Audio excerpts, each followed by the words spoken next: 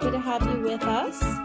Welcome to our third webinar in creating effective PLCs. Today's topic is creating pre-assessment and the data dive cycle. This is your team today. I'm Lauren Mercier from Demonstrated Success, and I will be facilitating. Also on the call is Heather Jenkins from Demonstrated Success. She is your presenter. Hello, everyone. Annie Wallace is here from the Department of Education, and Annie is our math consultant. Hello, everybody. Thank you for coming. And Jenny Cavalieri is also on the call from the Department of Education, and she is our ELA consultant. Hi, everybody. Thanks for joining. Just a few logistics to get us started. Again, we'd just like to thank the Department of Education for your support and partnership in this series. This is the third of 5 webinars. And the format today, so we will have everybody muted, and we do encourage you to ask questions. We ask that you will ask those questions in the Q&A feature on the Zoom screen. And if you have information for all to see, you're welcome to use the chat feature. The Q&A will come directly to us. And tomorrow, within 24 hours, you will receive an email with a link to this webinar, a recording of this webinar, a PD certificate, and PowerPoint, and any other documents that Heather has for you. One other thing to add as well is during the past couple of webinars, we've had folks that are really trying to raise their hand a lot. And because we are using the webinar feature, it is really hard to have you raise your hand and have us unmute you. So we do see it flashing up that you're raising your hand. There's not too much we can do about it. So we hope that you'll be able to put that question or whatever you have in the chat or Q&A if you just want it for us. All right, so this is our agenda for today. I'm going to turn my camera off. It just is a little distracting. So here we go. It also makes the screen a little bit bigger for everybody so you don't see any faces here. First part of business today is we're just going to review a little bit of what PLC is, or professional learning communities. We're going to talk a little bit about pre-assessments and then some of the data dive protocols we have, and then we'll do any question and answer. After each section, I have a little question section as well. You're welcome to put your questions in at any time. Lauren is definitely monitoring that. And if she feels like she needs to interrupt, she will, so that we can make sure you're getting your questions answered. If not, she'll wait for a good moment to pause and she'll get those questions fed to me. So just a little bit of a review of PLC. If you've been to the first 2 webinars, this is going to be really familiar to you, but I always like to have just a quick review in the beginning, just in case this is one of your first PLC webinars. So again, this is what we're talking about. We have a ton of data. We have a lot of information as teachers. We have very little time that is filled with everything. So that we need to be able to make sure that we're efficient in being able to inform our instruction and make sure that we're teaching students exactly what we need to be teaching them. As for the 3 big ideas of PLC, we are talking about ensuring that all students learn. We're talking about a culture of collaboration, and we're really going to focus on results. That first one, the ensuring that all students learn, is the key. It's not just that we're teaching, but we're making sure that students are learning. We know that gone are the days of the I taught it, okay, we're moving on. Are the students learning it? And if they aren't, what do we need to be able to do to ensure that they are? Huge distinction there. When we talk about a culture of collaboration, we're talking about a systematic process, right? Where we're working sort of as this machine, like together interdependently, and we are analyzing the impact of what our teaching and our professional practice is doing to be able to make sure that all students are learning and improving their skills. That collaborative culture means that the students are not just mine and yours or theirs, they are the entire school communities. right? We know that we all work with some folks that say, well, those are special ed kids. You'll have to ask the special ed people how they're doing. If you teach them and you touch them, they are in your particular grade level, and you see them in any way, they are yours. They are your responsibility.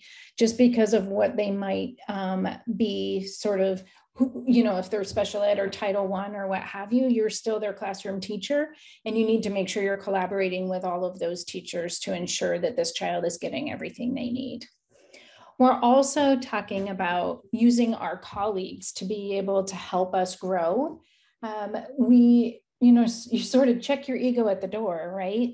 If I'm teaching something and it's not working, I want to know, what do I need to do to ensure that it is? If I have a teacher in my building that's doing it really well, I'm going to tap into that person and say, hey, what are you doing? Something you're doing is resonating with these students that I might be missing.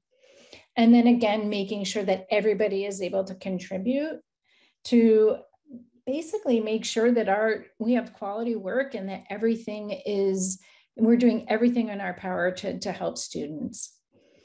The last thing is focusing on results. So we want to make sure that we're constantly improving. If you have a data team in your school and you look at data and you don't do anything with it, then don't do it. What we're trying to do, and our goal here, is to take that data, to look at it, and to improve student results and understanding, right? When we do that effectively, we don't need all of this, these piles of data. We choose specific data that we're able to really tune into and hone into and say, this is directly correlated with what we need to teach. We are assessing what we need to teach and that students need to learn. And we are going to continuously look at our teaching to ensure that that is happening. There's 4 driving questions for PLC. So if you are calling it a PLC in your school, sometimes we do that with all of our grade level team meetings. It's fine if you do, but for us, the distinction is, if it's a PLC, it's one of these 4 questions are being answered. Is, what do we want our students to learn? How will we know when they've learned it? What will we do when they haven't learned it? And what will we do when they have, right? So we need to know, do they know it? If they do, we move on, right? But we all need to make sure that we're answering these questions. PLC, again, is a whole school community. A lot of times in schools, it's pretty easy to have your grade level teams that you talk in. And then what ends up happening, though, is what you do in maybe your 4th grade team, but you're not necessarily sure what the 3rd grade teachers are doing or the 5th grade teachers are doing. So we want to make sure that we're not only talking within our grade span, but we're looking vertically across grade levels to make sure that we're also not missing anything in that particular area. Example would be if you're looking at writing, and you notice that every year, each grade level is doing journal writing, or maybe each grade level is doing narrative, right? But you don't necessarily get to opinion writing, or maybe 4th or 5th grade doesn't do narrative anymore. You need to know that. What are we missing anything that we need to that's in the standards that is a have to? So sharing that dialogue vertically will help us understand and know that we have a shared purpose, that our vision is going across grade levels, right? And that we are all going towards those shared goals. We talk about John Hattie a lot when we talk about PLC. He's kind of the guy that talks about student success and the influences that they have on their learning. So he's done a lot of studies, and he's ranked those influences on student learning, and his bar was 1 year's worth of work equals a year's worth of growth, right? We don't want kids to not make a year's worth of growth each year. So this is called the Hattie effect. The way that this works is those red factors on the left have reverse effects on learning. So students end up going backwards, right? So if you're, suspending kids or expelling kids all the time, that is going to have a reverse effect on their learning. It's actually not going to make them really, any better of a student by doing that. So we're start to go around the bend there to the yellow and the green, and those are starting to have a better effect on student learning. And that blue portion has the most effect, and the highest level of effectiveness for student learning is collective teacher efficacy. This slide here just gives you a little bit of understanding of what that means. And basically that is that teachers are working together, right? When teachers work together and they have appropriately high and challenging expectations for what a year's worth of growth is, for that input for that student will look like, it will affect student learning in the most positive way, right? So when teachers come together, learning is happening. Also, when we talk about PLCs, or professional learning communities, we talk about the 6 components of successful teams. They're right in this pie chart. So you want to make sure that you have norms and roles and a positive climate, right? You want consistent protocols. That's what we have through our PLC process. Clear communication plans, not wishy-washy, making sure that everybody is understanding this is what we're doing and this is when we're doing it. The shared and articulated measurable goals are also important. Those are like your SMART goals, right? So we have, for a specific period of time, we have goals that we want to make sure that we are moving towards, right? Studies show if you create goals, you are far more successful. Also making sure that there is an accountability process and that everybody knows where they fit into all of those gears to make sure that it's a working machine and everything's going smoothly. And then making sure you also have defined timelines. So what happens in a PLC cycle? Sometimes we say we have 2 or 3 cycles a year of PLC. First thing you're going to do is start with highly effective research-based core instruction, right? Then we're going to systematically identify students who are not succeeding with that particular core program. And we're going to provide these students with additional time and support so that they master those targets.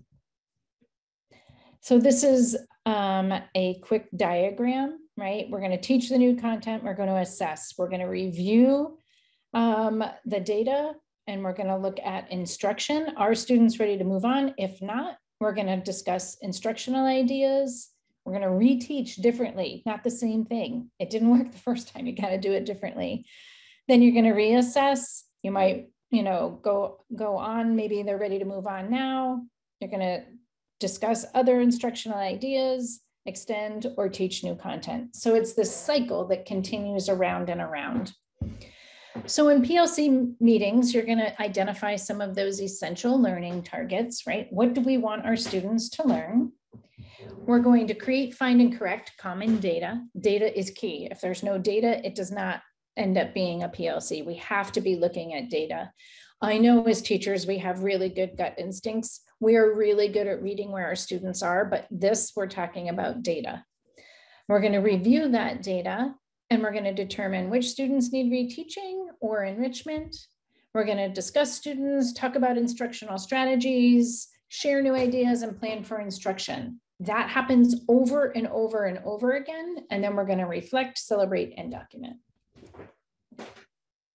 So that's just a quick and general overview of what PLC is. Do we have any questions at this point, Lauren? Not so far. Okay, perfect.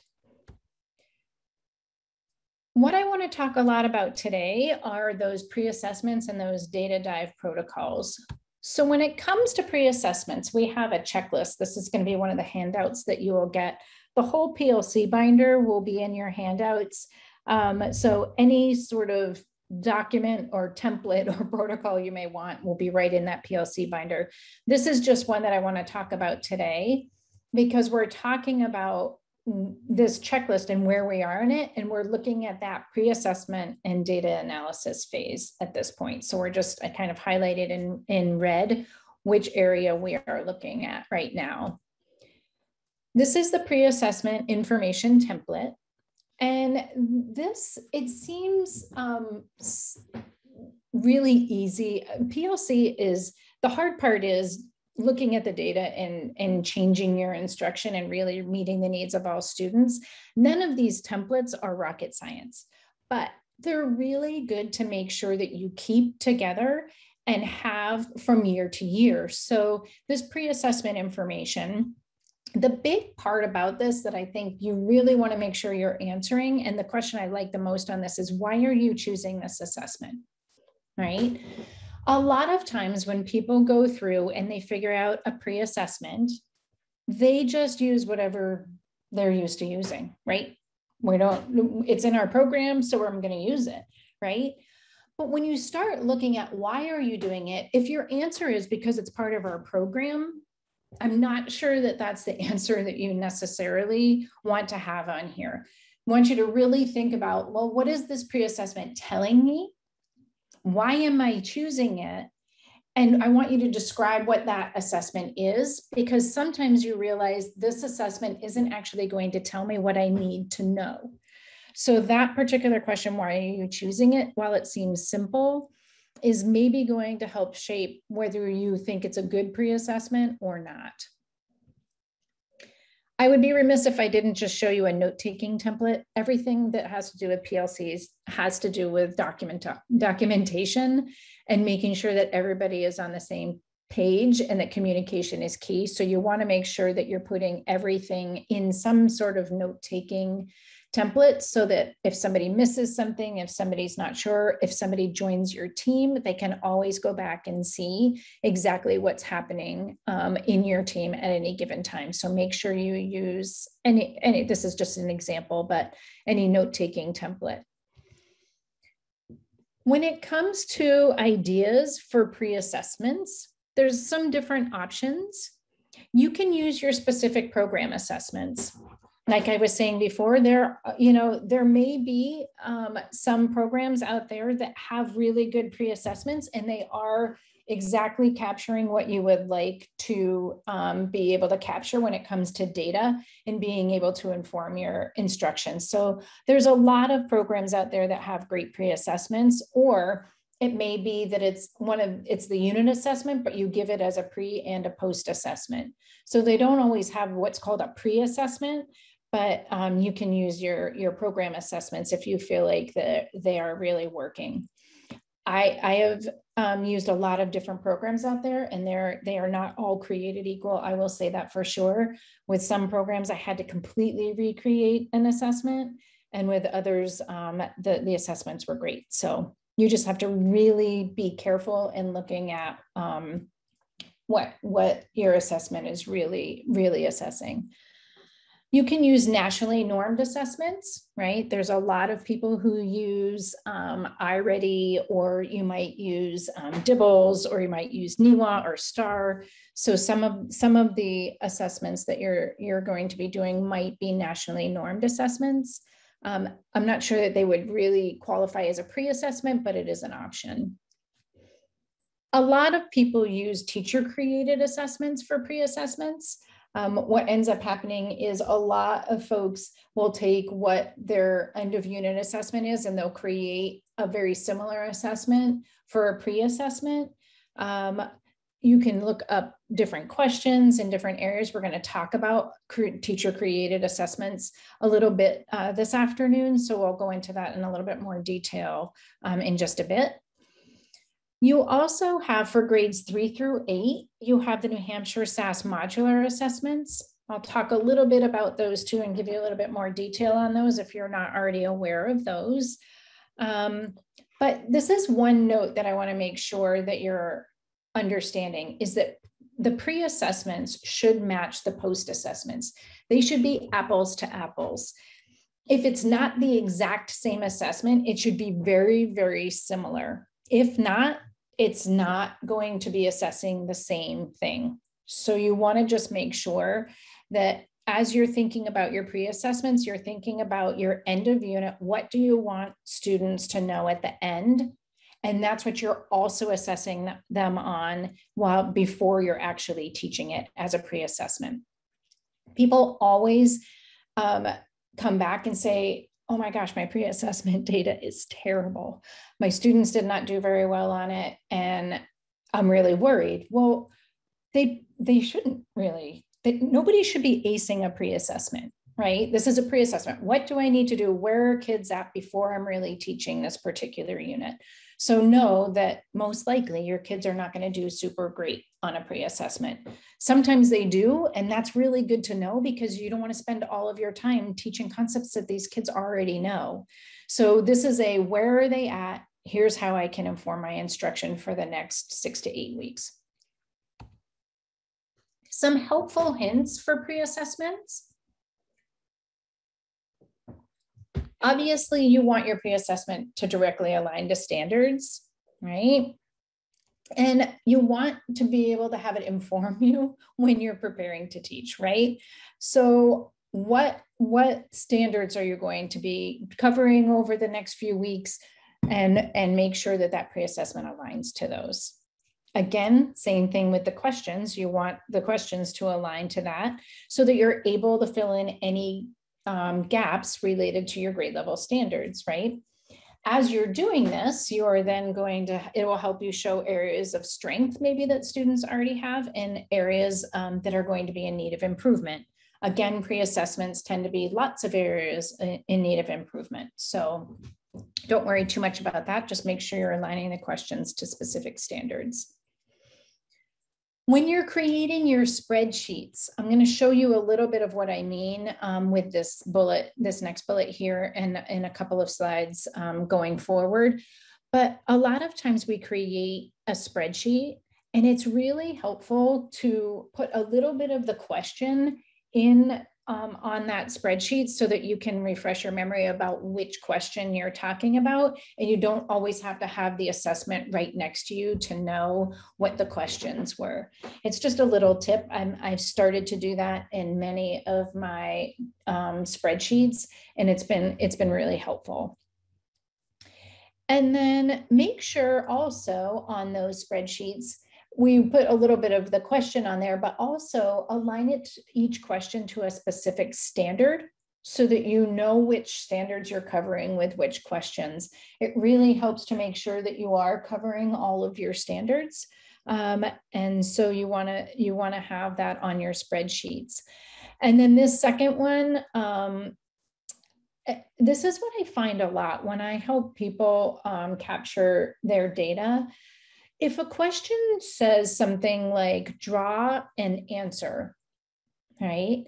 Is that worth 1 point or is that worth 2 points? Do you need them to do 2 things to get 1 point? So a lot of times you might need to create a different column for the draw portion and a different column for the answer and whether they've got the correct answer. And so I'll show you what I mean a little bit with that, but these are just a couple of things that I notice when I'm helping folks with their data. If you are creating a new assessment and you're creating your own pre-assessment, again, you want it to align to your post-assessment, but you have to start with the standards, right? Here's your standards. You have Common Core standards for math. You have Common Core standards for English language arts, just so that you can understand within that English language arts Common Core standards, you have these literacy and history / social studies, science and technical subjects as well. It is in that really long ELA Common Core document, and that's for grades 6 through 12. These particular standards, a lot of people are not aware of. So if you teach history or social studies or science or any technical subjects in grades 6 through 12, you should take a peek at the ELA standards. Pretty far in, I would say, are the literacy standards for those. And then for you science folks, you also have the next generation science standards. When you're creating pre-assessments, a lot of times when you're starting from scratch, you want to know where some good sites are to be able to get sample questions. These are just some of those sample sites. You will be getting this presentation tomorrow, so you don't have to frantically write any of this down. If you have any trouble finding any of these, we can also get you the direct links, so you can always email us. But these are just some sites that we have found have really well-aligned questions that you might be able to use to put together some pre and post assessments.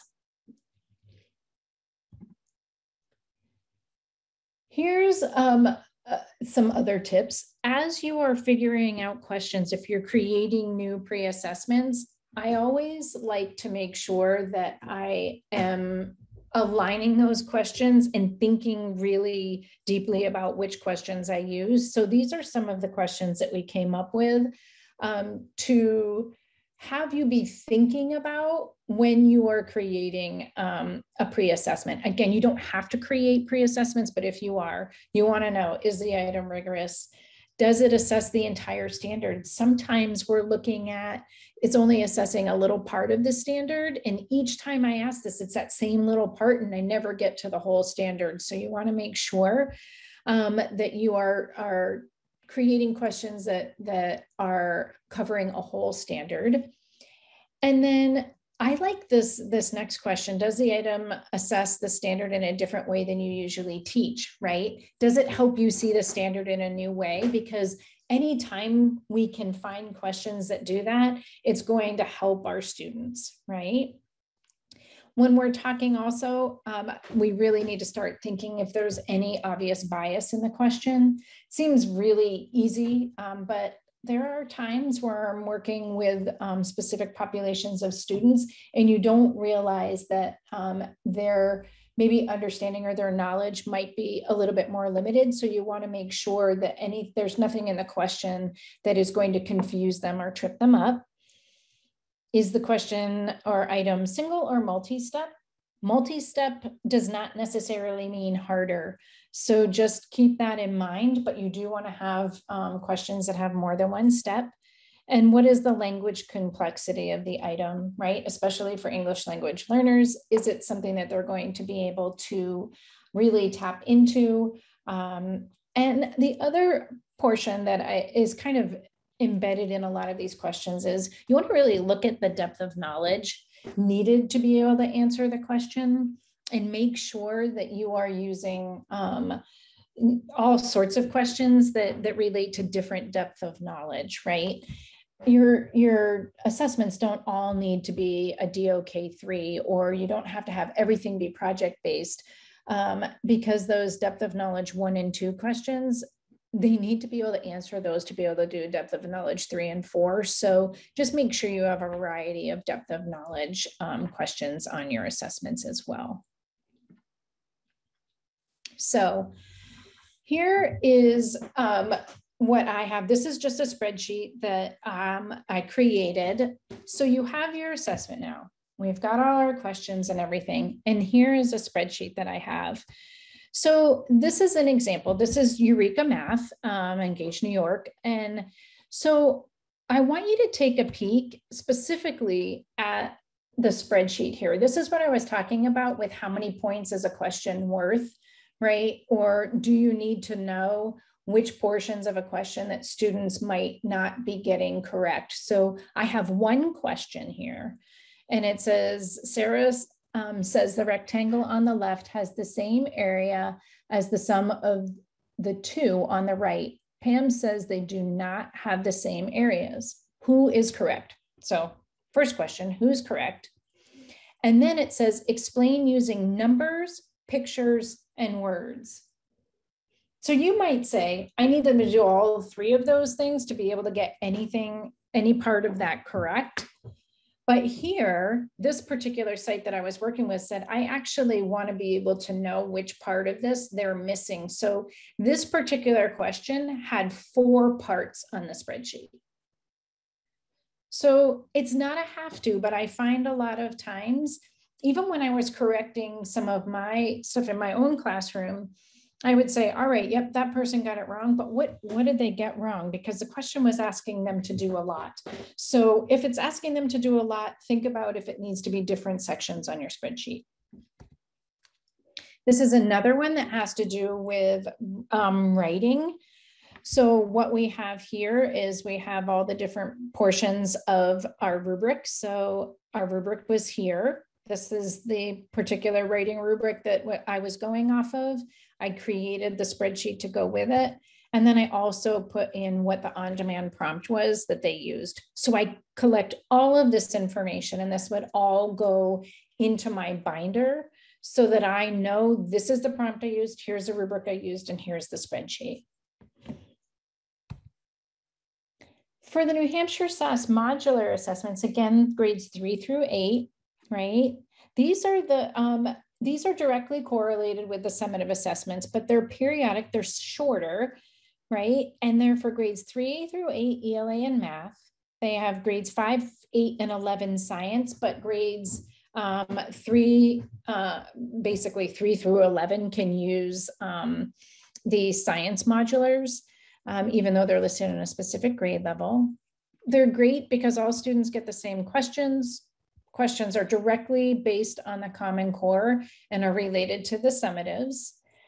And they are based on your standard domains, so you can match them up with specific units. So if you're reading informational text right now, you can do a specific modular and reading informational text. Or if you're doing numbers and operations fractions, if you just finished up a fraction unit, you can do a modular on fractions.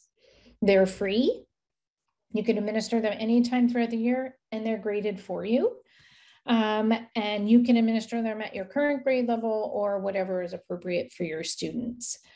If you have any questions about this, just go ahead and reach out to me. I also work with the program that helps people understand the modular assessments. They're really great pre-assessments and post-assessments that are directly correlated with the Common Core and will help students really understand how to navigate the system for the summatives as well.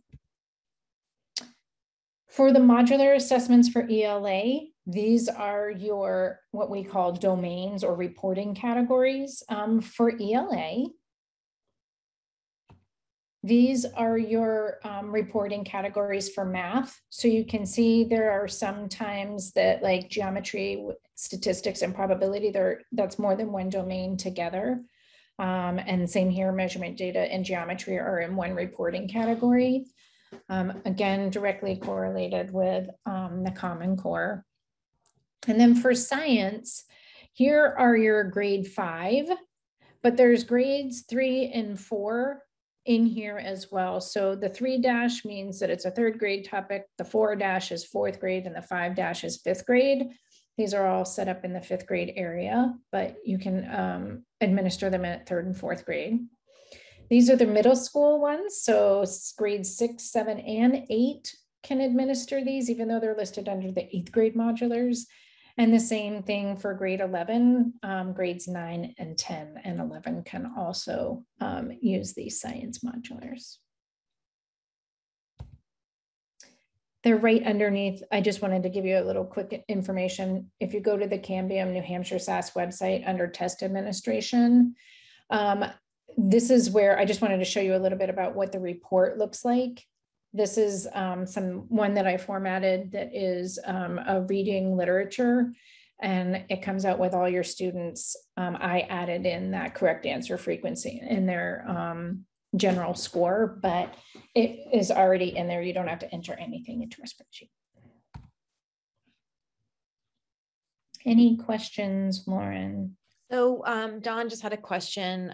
She just typed in SS modulars, so social studies modulars. There are no social studies modulars, but I will tell you most of the sites that I work at and have been working with, the social studies teachers are doing the reading modulars. So they're doing either reading informational text or reading literature.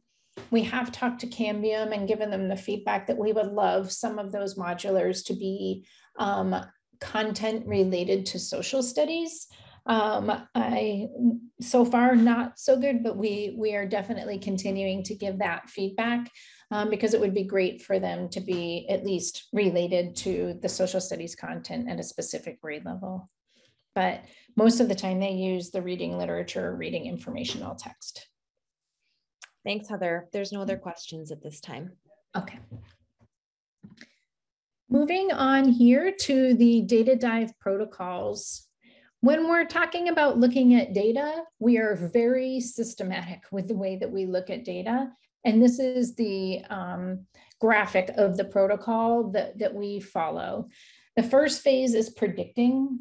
A lot of times, I was even just at a site today, I wanted the folks to do a prediction phase so that they can kind of get out any sort of biases or thoughts that they had about what the data was going to look like. This prediction phase is sometimes hard to do because being a math person myself, I know that a lot of people really like data. And so they look at it before you actually do the data dive as the team. But I really like that prediction phase. So I try to do it as much as possible. The second phase is you're going to observe the data, just look at it. And there's no because in that, it's just facts. What do you see? Phase 3 is you interpret that data and you infer maybe why it looks the way that it is, maybe why students are doing really well with one portion and maybe not as well with another. Phase 4 is really important. A lot of people do phase 2 and 3 really well. We observe the data, we interpret it, we know why it's happening, and then we leave it, right?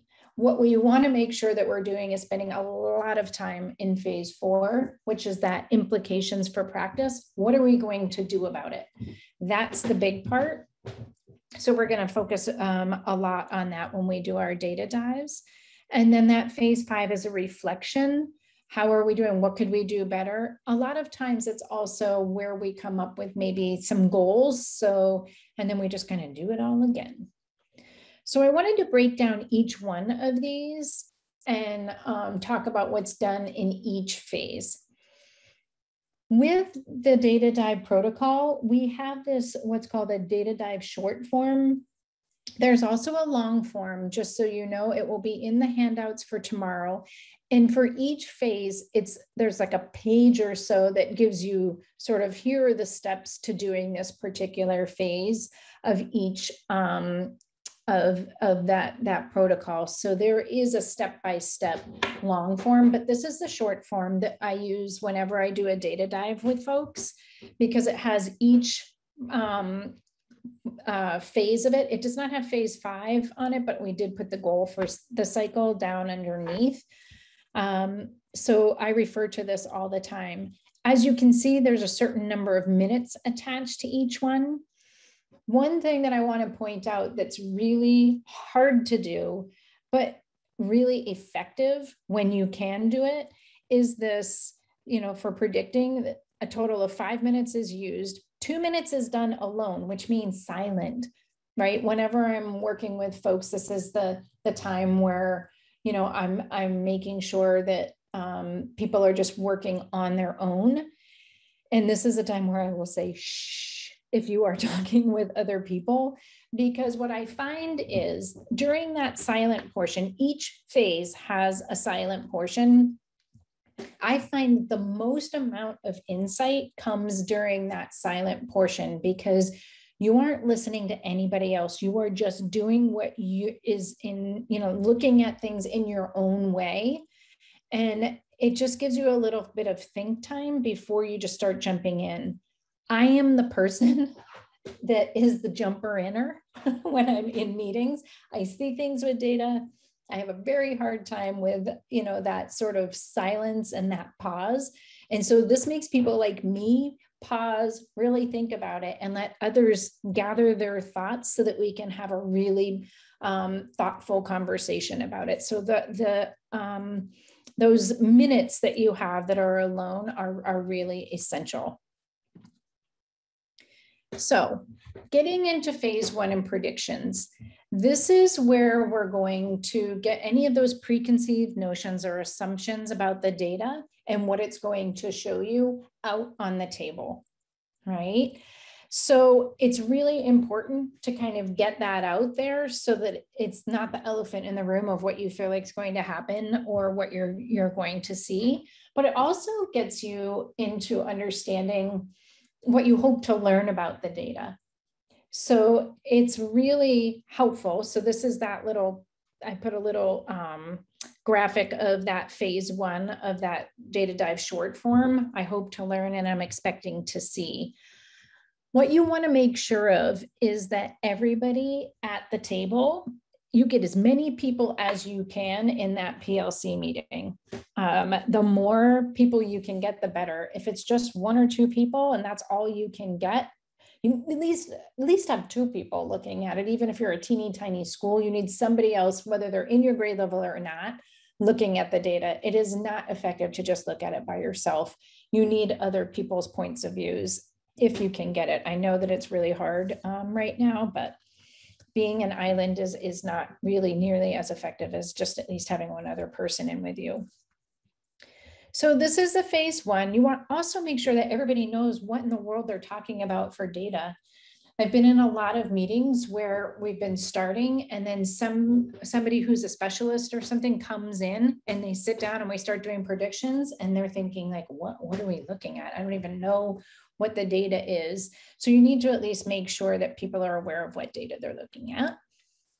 So then you go through the prediction phase. Again, 2 minutes alone, 3 minutes discussing with your group. Sometimes you need longer, but I find that if you stay on track with timing, you'll get through all of the phases in the time that you have allotted. Usually your prep time, I feel like right now on average is about 40 minutes maybe. And so sometimes you're really pressed for time to be able to get through all the phases, and you might need to go into another prep time, but so staying on this is helpful. When we're looking at the data, again, you might have told people, okay, this is the data that we're looking at. But what you also want to make sure that you're doing is you explain the data. Okay, so this is that same information that I was showing you from that modular assessment. As we are going through this, you could say, I assume everybody already knows, and you just jump in. I have found that not to be super successful. I obviously modular data, if you were looking at this often, you would know every single time I do this that I put the correct answer frequency here so that you know what percentage of students are getting this question correct. And then down the side here, these are the percentages that each student has. But you want to make sure that everybody's on the same page and not just assume that everybody knows how to interpret that data. So I would explain everything, right? There were 22 questions. Some questions were worth 2 points. Some questions were worth 1. These are the standards that are attached to each question. Here's what percentage of students got these questions correct. And then for each student, this is how each student did. This is the number of points that they scored for any particular question. It's as simple as that, just at least making sure that people understand what in the world you're talking about. And then here, now we're going to do the observation phase, right? So the observation phase here is no because. This is not, oh, so-and-so was sick, that's why they didn't do well. Oh, this is what's happening. I know that they can, oh, COVID happened and now I know they're coming in, they're going to be low. No, this is what do you see, right? This whole just the facts, ma'am. And if it's not on the page, this is not what you're putting in your observation, right? So this is where you're starting to look for patterns or trends. Make sure you're putting in things that are surprising or unexpected, maybe what you might want to explore more. And then, so here's what this is the data again. So this is the phase 2 observation. This is what I noticed or what I'm surprised at. So you would be just looking at this and writing down what your observations and everything are. Again, this would be 3 minutes alone and then 7 minutes discussing what your observations are. This next slide is also phase 2, but once you start getting really good at looking at data, you probably won't necessarily be doing just this particular phase. You're going to go straight into this refine your observation phase, because what happens a lot of times is we start saying, a lot of students miss question 16, okay? Or, oh, that question 12 seemed really hard. Well, that's all well and good. That's a great observation, but we want to start to quantify our observations. So instead of saying lots of students missed question 16, it would be only 21% of students answered question 16 correctly. When you do that, you start to look at quantifying things and you start to really see where kids are at. It helps you create goals, right? If we were to create a goal, we wouldn't just say, we want more kids to get question 16 correct. because that is very loose. We want to know what percentage of students do we want to have answering question 16 correct, or what is the standard associated with question 16? How do we want to create a SMART goal on that? So this 2A, refining your observations, as you look at data over time, you will naturally start to just automatically quantify things, right? It would be, there were 3 questions on a particular standard, and all 3 questions students scored below 30% correct answer frequency. Or just making sure that you are really looking at how am I going to be able to improve this? And the best way to know how to improve it is when you quantify what you're seeing. So this one is 3 minutes silently trying to quantify. You're sharing your revisions, and then you discuss as a group for 7 minutes. Again, these phases, I'm not 100% tied to the exact number of minutes. You just want to make sure you give enough time to get really, really specific observations in. So again, this is the phase 2. Now you're just going to refine to include quantitative information. For phase 3, the interpretation and inferences, this is going to be 2 minutes silently and 3 minutes discussing as a group. These are some of the questions that you might be answering. Do you need further information? This is the time where a lot of people say, what was the question for that? How come all these kids got it wrong? We want to start looking at why we feel like students are getting this information, why they're doing really well, or why they're for some reason not doing well. So as we're looking at this, we're looking at, I think the data tells us that, or what the data doesn't tell us. So we really start looking at what we can do to be able to understand or infer why things are happening. So during this phase, a lot of times, this is where I said we look at the questions and the standards. So if I was looking at this particular piece of information, this data, I would look here and I would say, oh, geez, that reading literature, 5th grade, our 5th standard, only 21% of students are getting that correct. What is the question? So I would go in, this happens to be the modular question, and I can see it says, choose 3 sentences that show how paragraph 6 contributes to the structure of the story. What, right? So I might say, wow, I don't really give questions in my class that are directly related to this. So you might look at it and say, wow, the wording of that is trickier. It's a multi-choice, right? Not a multiple choice, but more than one choice. So thinking about why students may not be doing as well. And then I'm going to go down and I'm going to look at that standard. So in the 5th grade, my reading literature standard 5 is explain how a series of chapters, scenes, or stanzas fits together to provide the overall structure of a particular story, drama, or poem. So this is where I'm starting to say, okay, this is the standard I'm thinking about. I can see how that particular question is related. And I can think about in my classroom how I'm usually covering that particular standard and what I might need to do to make sure that students are really going to hit that home and be able to understand that. Then when we're talking about the implications for teaching, what am I going to do? What practices am I going to improve? Or what am I going to make sure that over the next few weeks that I'm really making sure to pinpoint in my teaching with students? And you may say, well, I hadn't taught it yet, so I should be pretty good with that. I know what I'm doing. I am actually going to cover that. But the fact that I looked at the pre-assessment information makes me really more focused on those areas that need more significant improvement, so that as I'm teaching, I'm really keeping that in mind. And again, I'm not spending a whole bunch of time teaching something that students might already have. And we're looking at our next steps. So again, this is that information for the data dive short form. First thing we need to do, and after that, we should certainly, so what are we going to do with our teaching? And then this phase 5 for reflections and sharing. So again, we already have a lot of things you noticed about it. What do you still need to find out? Maybe you have another piece of information that can give you even more insight into a particular standard or how students are doing. Were there any surprises, any revelations, right? So maybe like with that one that says any barriers to viewing the data this way that you will need to anticipate or resolve. So sometimes you'll say, oh gosh, we should have added this particular piece into our data and that would have given us a lot more information. Or next time I want to make sure that when we do the data dive, I have a copy of the assessment right next to us because that was an issue. We were having trouble figuring out which question was which. And then this next one, what are some of the goals that you have come up with?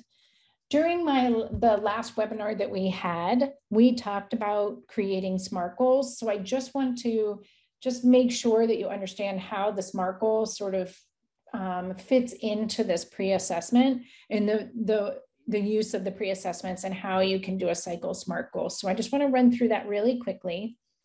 So the first thing when you're articulating a SMART goal, you want to look at possible areas of focus, right? We've looked at what the data told us.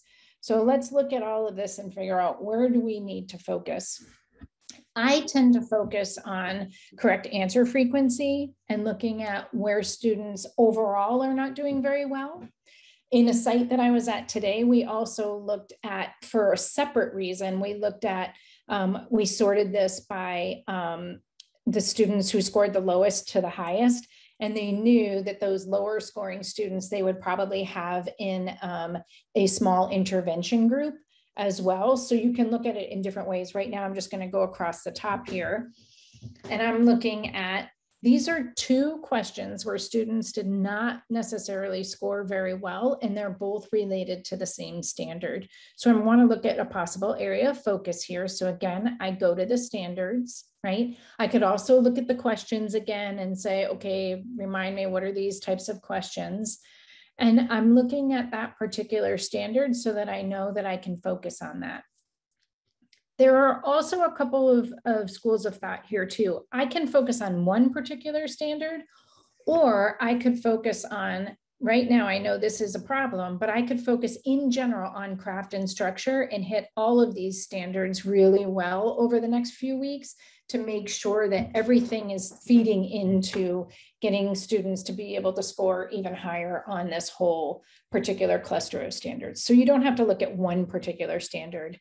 Literature is a little bit different. For math specifically, I tend never to look at one standard. I look at clusters of standards, but you can figure out for you where you feel like you might need to focus. This is the Articulating SMART Goals sheet. So just going through this for my two little areas here where I'm looking at reading literature, standard 5, here's the goal I have in mind, that students will improve the reading skills in relation to RL 5.5. Students will explain how a series of chapters, scenes, or stanzas fits together to provide the overall structure of a particular story, drama, or poem.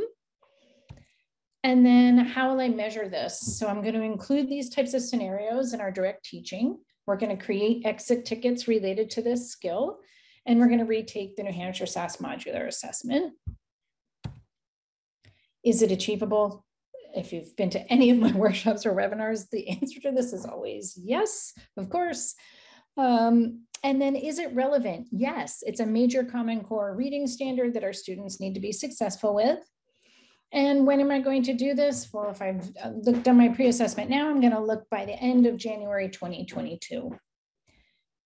Then I'm going to take all of that information and articulate a SMART goal here. So by January of 2022, our 5th grade students will be able to explain how a series of chapters, scenes, or stanzas fits together to provide the overall structure of a particular story, drama, or poem, as demonstrated by improving to at least 90% correct answer frequency related to RL 5.5 questions on the New Hampshire SAS Modular Assessment. Whew, right? You get the idea. We want to make sure that we are quantifying things, right? We want at least 90% correct answer frequency, and we want to relate it to a specific standard, and the standard is spelled out for us right there. Okay. Any questions, Lauren? Heather, we don't have any questions. All right. Keep going. So if you do, please go ahead and type them in. This pretty much is starting to wrap everything up here. These PLC webinars, this was the third. We have a couple more that are going to be at the end of November, beginning of December to kind of round out our PLC webinars.